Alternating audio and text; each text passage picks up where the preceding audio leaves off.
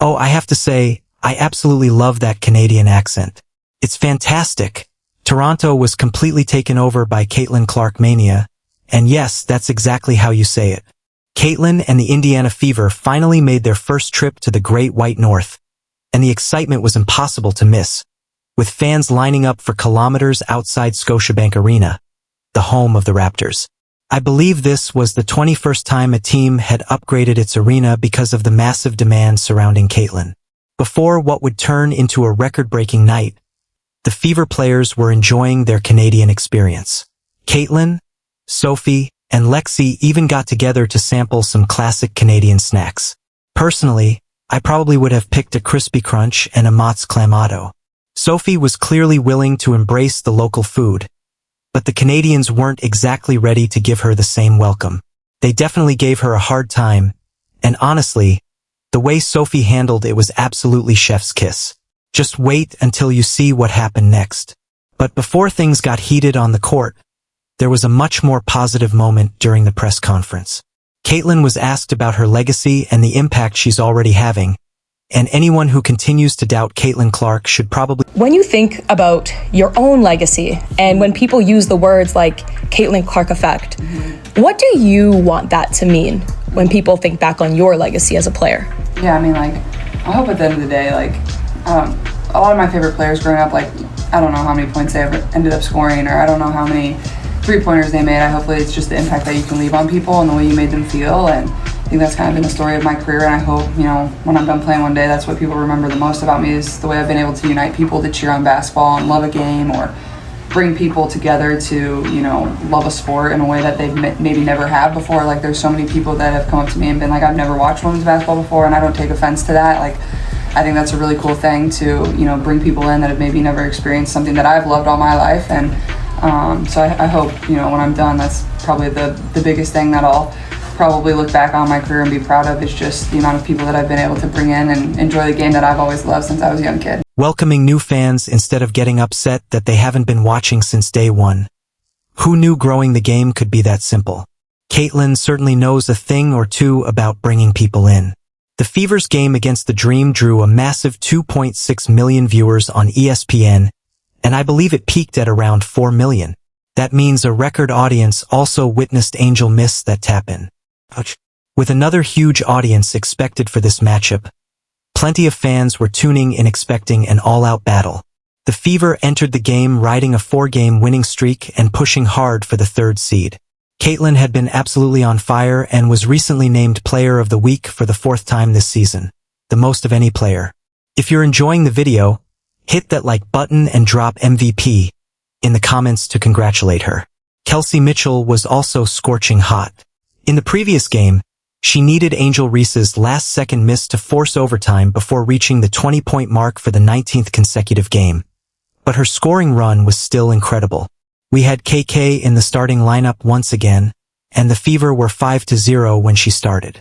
Meanwhile, the tempo came into the matchup near the bottom of the WNBA standings with an ugly 10-23 record. However, with Brittany Sykes returning after an 18-game absence and Marina Mabrey also in the mix, you never really know what can happen once the game gets underway. And yes, we got some fireworks. To begin the game, the Fever came out firing. Aaliyah delivered a beautiful pass to Kelsey, and Caitlin followed that up by setting Kelsey up perfectly. Then Caitlin showed off her handles and knocked down her first bucket of the night before finding Lexi for another 2 points, giving her 4 early in the game. Maybe it was all that energy from the ketchup chips. Either way, Indiana jumped out to a 12-4 lead, and it looked like a blowout might be coming. Kelsey, meanwhile, had already started heating up. She buried a 3 to push the lead to 16-4, but then the tempo finally began knocking down some shots, and the Toronto crowd started getting louder. Those cheers, however, quickly turned into boos the moment Sophie Cunningham stepped onto the court. Pass, scan the QR code and subscribe today for just $14.99 a month. But wouldn't you know it? Instead of getting upset about the boos, Sophie answered by knocking down a 3 and giving the Toronto crowd a taste of the Labatt Blues. Anyway, the biggest story of the first quarter was Kelsey Mitchell going off for 16 points. Then, in the second quarter, it looked like the game was already slipping away from Toronto. Caitlin stepped back and buried a 3, and after Aaliyah Boston basically told them to get that garbage out of her face, she was rewarded with a beautiful pass from Caitlin. Kelsey Mitchell then showed exactly how you finish a fast break, putting the ball in the basket with ease. Caitlin took a hit, stayed composed, and still managed to get the shot to fall. At 48-32, it looked like Indiana had this one completely under control. But the tempo refused to go away and slowly started fighting their way back into the game. Then things got heated early in the third quarter when Kelsey Mitchell got into it with, you guessed it, Marina Mabrey. That's not something you see very often from Kelsey. Just read her lips. Don't effing do that again. You've got to love that kind of pushback. And Marina? She clearly wanted no part of it. If anything, the confrontation only seemed to motivate Kelsey even more. After Caitlin knocked down back-to-back threes to stop the bleeding, including one that gave her plenty of time to make a quick trip to Tim Hortons for a double-double, Mitchell completely took over again. Bang, bang, and bang. By the end of the third quarter, she had 29 points, marking her 20th consecutive game with at least 20 points and tying the WNBA record. Indiana definitely needed every bit of it because Caitlin was starting to look a little turnover-prone, while Lexi kept missing wide-open threes. Then came the surprising move. Kelsey disappeared from the game and didn't play a single minute in the fourth quarter. Without her on the floor, the tempo stayed within striking distance and continued cutting into the Fever's lead. It looked like the game was finally over when Sophie knocked down this three to give the Fever a 10-point lead late in the fourth. But then Marina Mabrey caught fire, drilling 2 threes in a row to cut the deficit to just 4.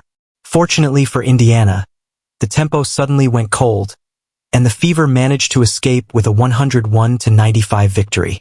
It wasn't the prettiest win, but it showed just how dangerous this team can be offensively when they need to make big plays down the stretch.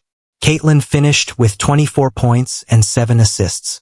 The turnovers weren't great, and it certainly wasn't her cleanest performance, but she still delivered MVP-level production when her team needed it. Her performance also made history, as Caitlin became the fastest point guard in WNBA history to reach 700 points in a single season. Kelsey Mitchell, despite sitting out the entire fourth quarter, still finished with an incredible 29 points. Absolutely insane. And once again, the Fever made WNBA history. Caitlin Clark and Kelsey Mitchell have now each scored at least 20 points in the same game 16 times this season, setting a new single-season record for a duo. But I want to finish with Sophie because she received plenty of criticism from the Toronto crowd throughout the night.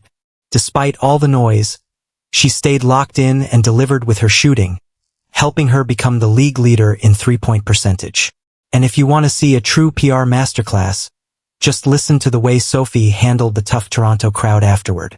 You got booed a little bit tonight. Really? Yeah. I was kidding. Especially I for know. that. But you know what? I will tell you, I want to shout out the Tempo crowd in the city. I think we've had so much fun. It's my first time being in Canada. It's a lot of our first times being in Canada. But the crowd was absolutely amazing. And, you know, I think that's what sports is all about. You're going to get boos, you're going to get cheers. But just the fact that they're so passionate, they're loud, and they're putting on for the city, I think it's amazing. So shout out to you guys for coming out and supporting. Notice how Sophie didn't demand that anyone be kicked out or complain about the fans being disrespectful. That's how you handle it. It's sports. Fans are going to boo, and that's part of the game. Well played, Sophie. You got the last laugh while the Toronto fans can drown their 10-24 frustration in a 24-pack of Labatt, the beer of summer. And if you're still watching, drop a in the comments because you're a winner for sticking around until the end. Thanks for watching.